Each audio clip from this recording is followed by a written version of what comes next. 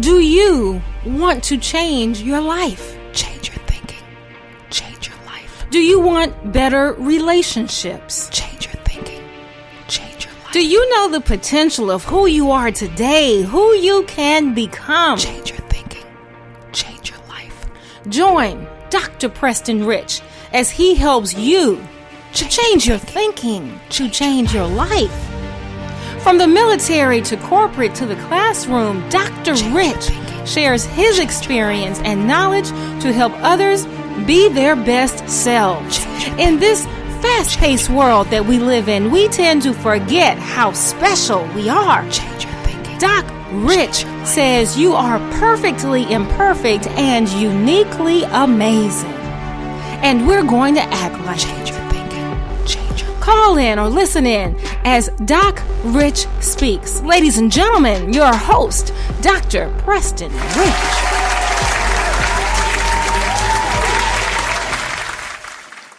Hey everyone, this is Dr. Rich. Like she said, I am here in Frisco, Texas, here to try to inspire, try to tickle your mind, try to get you to change your thinking, to change your life. Today, we are still in the midst of the coronavirus. The United States is actually dealing with more cases than Italy, and I think they're going to more cases from China, more cases than China. We have now, just like Americans, we have now surpassed everyone else in doing things. We have become the most infected with the virus.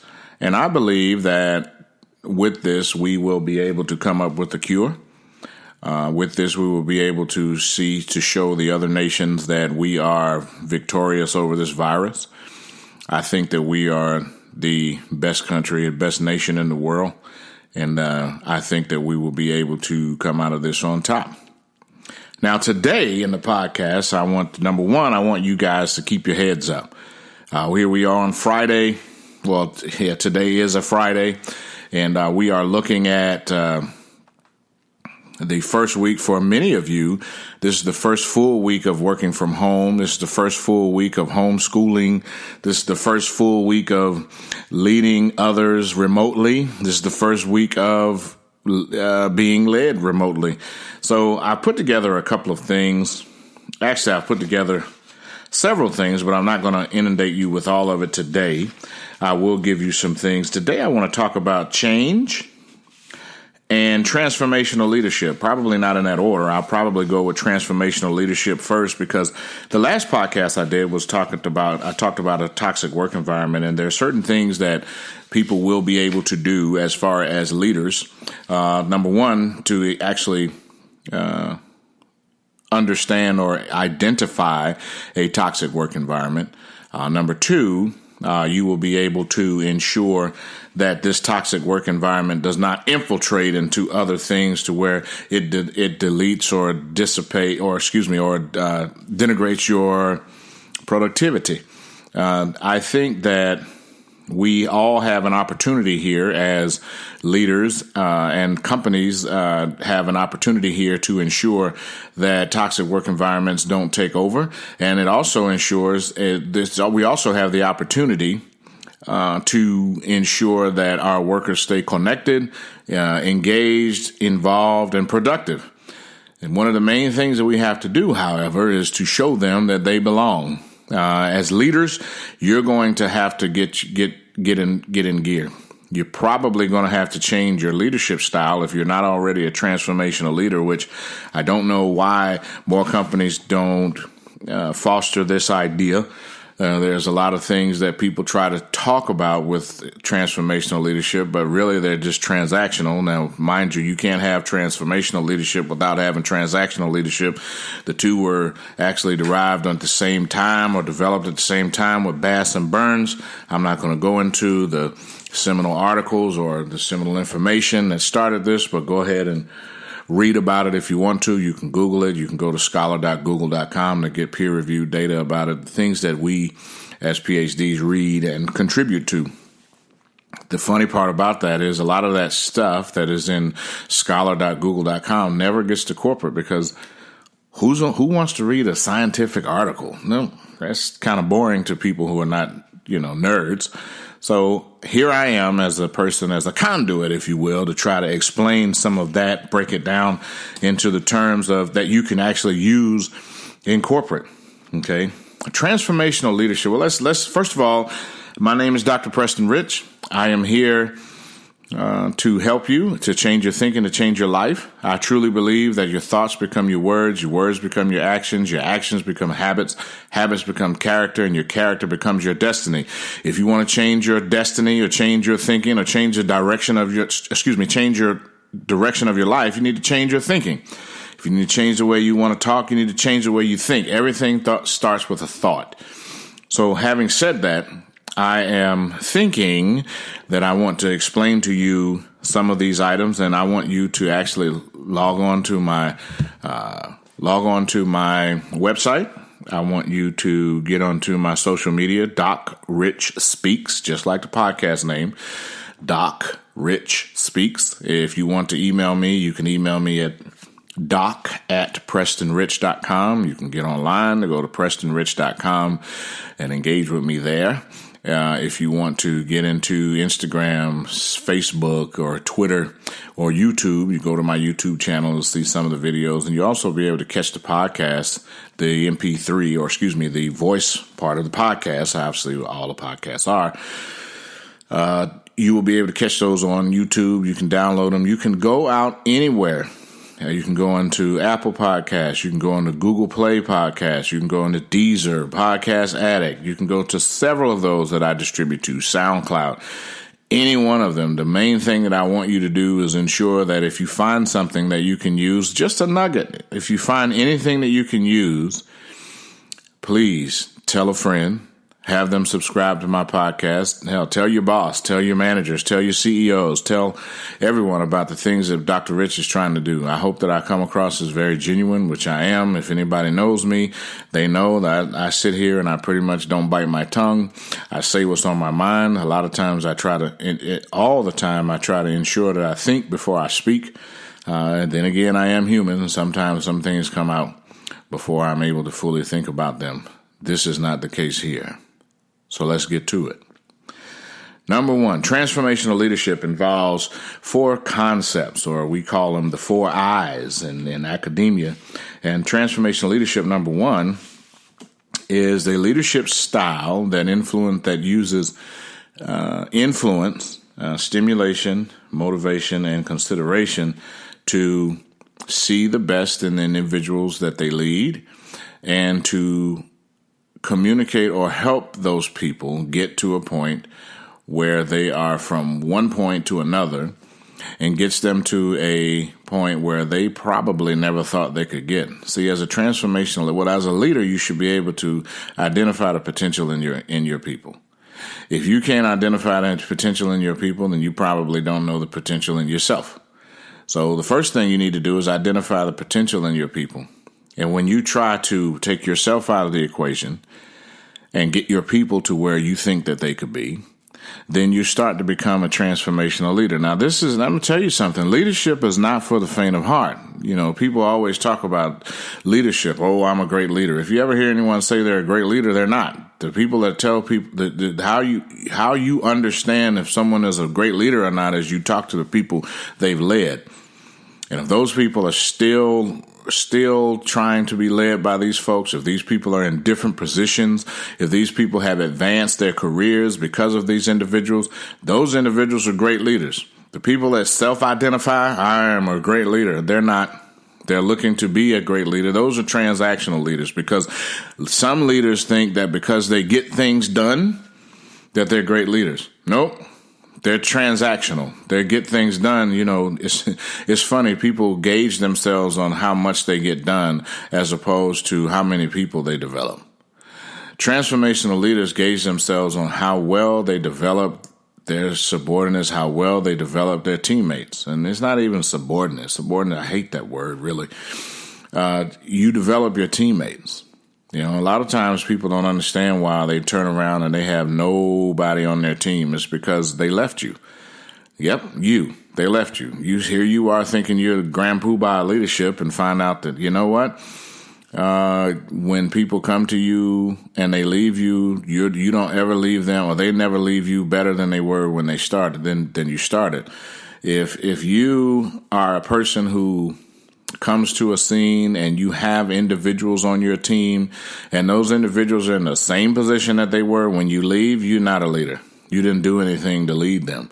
You were just there. You were getting things done, so to speak. Leaders gauge themselves on how well others advance. So let's talk about transformational leadership. There's 4 I's in transformational leadership. The first I is idealized influence. The second one is intellectual stimulation. The third is inspirational motivation. And the fourth is individualized consideration. People, these are not in any kind of sequence. These are the main thing I want you to understand is there are 4 I's, and that's what they are. Idealized influence. An idealized influence is where leaders use their ideals to influence their team. Now, this way, when they use their ideals to influence their team, it's not so much as a person getting someone to follow them, because clearly followers do not determine how great a leader you are. There are so many people who are bad leaders that had a bunch of followers, and we see that all the time. No, it's about the amount of people who are actually following you because they believe in what you see. They believe in your vision. And if that's the case, as a transformational leader, number one, you have to have a vision. Number two, you have to actually provide the clear vision. And number three, you have to inspire the individual to see your vision and take that vision on as their own. As a matter of fact, if you're a true transformational leader, you show your vision, and then you allow the individual to create their own vision based on what you saw for them. Now, you do this by practice. This isn't anything that you wake up and say, hey, I'm a transformational leader. No, you do this with practice. But the bottom line is you have to understand that leadership is a one-to-many relationship, one of you to many people. If you don't get it right, you've affected so many people exponentially. I always call it the ABCD syndrome. A people hire A people. Okay. And A people sometimes, A people hire A people. B people hire C people because they want the C people to make them feel like they're A people. And then C people try to follow suit, and they get the worst of the worst because of the fact that they're trying to be like the B people who are actually trying to be like the A people. But the bottom line is A people recognize A people and they hire those. Now, you're probably asking, well, why wouldn't an A person hire a B person? Well, B people have no teachable spirit. In order for you to have, and you can be an A person, but in a position to where you're subordinate to someone else. That doesn't mean that you're a B person. That just means you're an A person that hasn't been recognized yet. And as long as you keep a teachable spirit, you will be finally recognized by someone or some faction of the leadership that will pluck you and say, hey, I want you to lead so and so. If that's the case, then you get your opportunity. You use the tools that you learned while you were having your teachable spirit, and you pass that on to other people. This is how great leaders pass on their information. One of the things that you have to understand as a leader is none of the stuff is about you. A lot of times leaders think everything's about them. They can't give a speech. They can't do anything. You ever gone to somewhere and you're listening to someone who calls themselves a motivational speaker, and they've got a 20-minute spot, and for 18 minutes they talk about themselves. Here's what I did, and here's how I did it, and they have 2 minutes to give you something. No, that should never be. If you see that, walk out. If you have a person who's speaking to you about leadership or motivating you, the majority of their speech should be focused on you. When I give my speeches, I focus a minute and 45 seconds on me. If people want to know about you, they can read it in your bio. You can put it on a slide at the end, because leadership is not about you. When you're speaking as a motivational speaker, you're speaking for them, not for yourself. So never get up and talk to everyone else about you. That's just one of the rah-rah, sis-boom-bah things that you have, and it's really showing that your insecurity of being a motivational speaker or an influencer. If you want to be a powerful influencer, you need to understand the rules of transformational leadership, or the veins of transformational leadership, the concepts, the tenets of transformational leadership. The bottom line is leadership is about influencing others through your actions, through your ideals, through your cognitions, and through the things that make others better. It has nothing to do with making you better. So get out of that. If you're a leader, if you're a person who wants to take a leadership position to make yourself better and think it's about you, you're in the wrong field. Leadership is about selflessness. Leadership is about showing others how to get ahead. Leadership is the thing that will make or break you, and likewise will make or break your team. The second thing, one of the second eyes, is intellectual stimulation. Now, no one wants to work for anyone or with anyone they don't learn from. You have to be able to stimulate your teammates' mind, your team's minds. You have to be able to stimulate. They have to come to work hungry to learn from you every day. You have to make it fun. You have to make yourself accessible. You have to help them to understand how to think on their own, because you're not going to be there all the time. You have to encourage others to innovate and form new ideas on their own. Now, if you don't know how to innovate or develop new ideas, then you're not going to be able to show others. You see how this is kind of going right back to you to say you have to get yourself in order before you can call yourself a leader? If you have no concept of how to innovate or create new ideas, or you're so hell-bent, rigid in a box, you will never be a great leader. You have to take the box, throw it away. There's no such thing as a box in leadership. Every individual who you lead has to be led in a different way. In the United States military and United States Air Force, I went to NCO leadership school back when I was a senior airman, and I had to learn about situational leadership, and we started talking about, whether it was you were doing telling or selling or participating or delegating. And this still holds true to this day. When you get new people, you have to tell them what to do. You have to pretty much lead them and then as they go forward in their training, you have to sell the ideas, because it's much like when you learn something new, you think you can do it, forever and ever, or you think you can do it without supervision. And sometimes people tend to get arrogant based on the new skills that they have. And when they do, you have to kind of sell your idea to them, because they are thinking that they know everything now. And then when you get to participating, that's one of the things where the level of responsibility is still yours, but the level of trust goes up. And when you start to ask your subordinates, there's the word again, ask your teammates for their input on how to get things done. And then as your trust has developed and you have a solid record of trust, then you start to delegate. At this point, when you start to delegate, you delegate the authority, but you do not delegate the responsibility. As a leader, you have the ultimate responsibility for your team. That doesn't mean that they can just because you give them the authority to do something. If they do it wrong, it's still on you.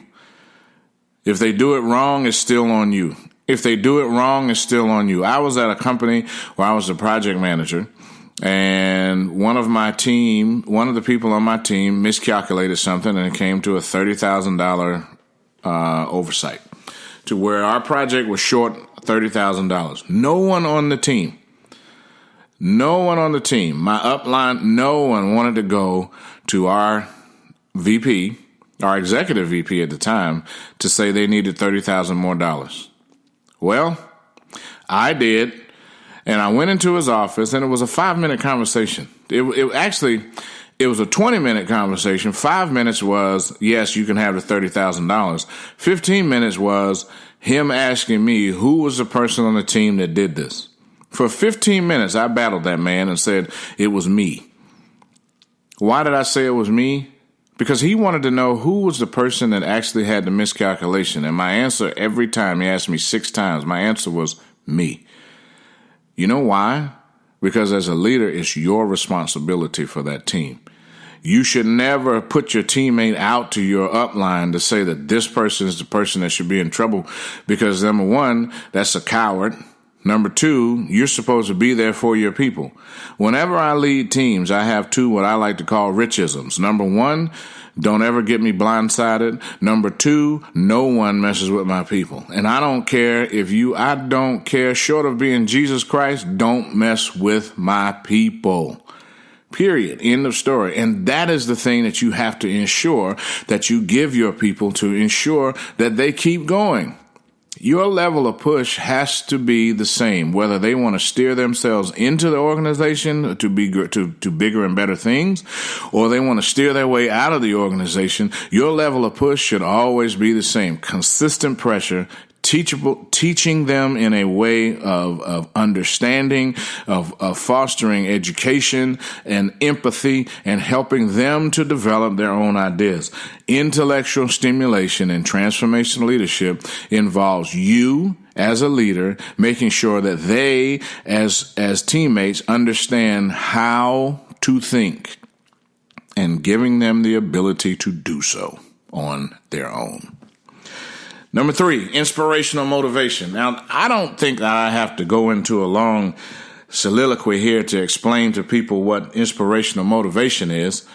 But in case you don't know, inspirational motivation is pretty much where you're happy to communicate high expectations to individual followers and motivate them on a singular level to gain their commitment to a shared organizational or team belief. You have to this is where you try to get people committed. Okay? You have to get people committed. Okay? When I say committed, that means I talked about this earlier on another podcast about the difference between commitment and compliance. You have to get people to commit to your vision. And in order for you to do that, you have to consistently motivate them. Now, three of the content theories of motivation that we talk about all have to deal with relatedness or belonging or affiliation. What you have to do to ensure that you inspire folks and keep them motivated is you need to be able to relate to them on a level other than, well, I'm your boss and I'm your manager and you work for me. No, that doesn't work anymore. Just stop whatever. If you're doing that, stop. And stop threatening people with their jobs. Oh, I hate that. People, if you don't do it this way, I'll take your job. So, they were looking for a job when they found that one. Stop doing that. That's old. That's old stinking thinking. That's old. It's antiquated. You're a dinosaur. Step up. Pull up. You can't do it that way anymore. Well, you can, but you won't be a leader long, especially in today's environment where you have the millennials in the workplace, and basically the millennials shape their job around their lifestyle, and that's just how it is. It's just kind of funny because we try to tell people we try to tell people in the businesses, well, you need to have work-life balance. And then when the millennials came in, they took work-life balance to the extreme, and they pretty much they turned it upside down. I'll do another podcast about the effect that millennials have had on the workplace, and a lot of people look at this as a negative. I look at this as a positive. Right now, people, you need to understand that at this time right now is the time where you need to polish up and have your strong leadership skills. This time right now in this coronavirus deal, you're going to weed out. This is so refreshing to me because it's going to weed out those who are not good leaders. This is the cutting time, the threshing floor, if you will, to where all the bad seeds are going to be pulled out. And you're going to actually see your leader or your manager or whoever you report to fail or succeed based on this information. Because if the only thing they have in their repertoire is fear, hey, buddy, you're out of there. Individualized consideration. Now, leaders, effective and efficient leaders, actually look to create a diverse and supportive environment where you can have individual differences celebrated and respected. Now, this is a problem. for a lot of folks who don't understand that everybody does not cut from the same cloth. Everybody doesn't worship the same God, sleep with the same person, have the same family structure. They don't. Nor should they have to be able to work on your team. So many times people get caught up in this whole thing of this is the type of worker that I want and this is what they're going to do. Who died and told you that you're in charge of everybody else's life? I really don't understand that, how people do this kind of mess and they still get jobs as leaders. It is ridiculous. It's crazy to see this. I don't understand it. So stop doing it. If you're not a person who looks to deal with each of your individual teammates personally as an individual and to respect their individual needs, you will never be able to relate to them, which means you will never be able to motivate them, which means you will never get production out of them, which means eventually they will leave, because if they have any sense and semblance of sense in their head, if they're ever at a job where you're stagnating them, they will leave. And I hope they do. Remember Dr. Rich's get a box theory. If they're not treating you the way that you want to be treated, get a box and leave. Never stay at a job where people try to stifle you. You need to be able to bring, this is so crazy because HR departments and companies all the time say, we welcome the you. We want you in this. We want you here. And the only people I really see doing that is places like USAA, Chick-fil-A, Southwest Airlines. Kudos to those companies that allow people to be individuals.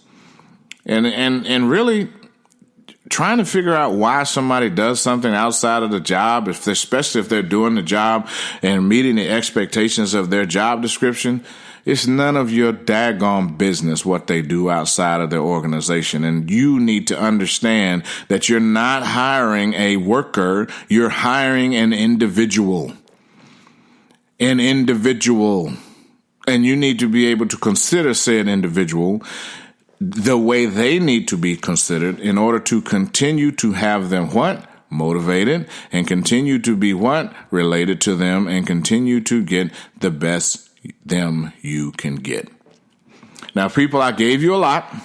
I gave you a lot today. It's like teaching a class. And I think I was going to go into change management, but I think I'm going to save that to another podcast, because those are kind of 8 steps. I'm going to actually be using John Kotter. If anybody wants to know, it's John, John, Kotter.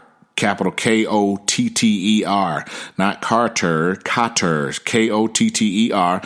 And Kotter has 8 steps to change. And I'm one of the people who actually looks at this and gets excited about change. You know, you can look at, there's people, you have 8 steps, you have 16 steps, 12 steps.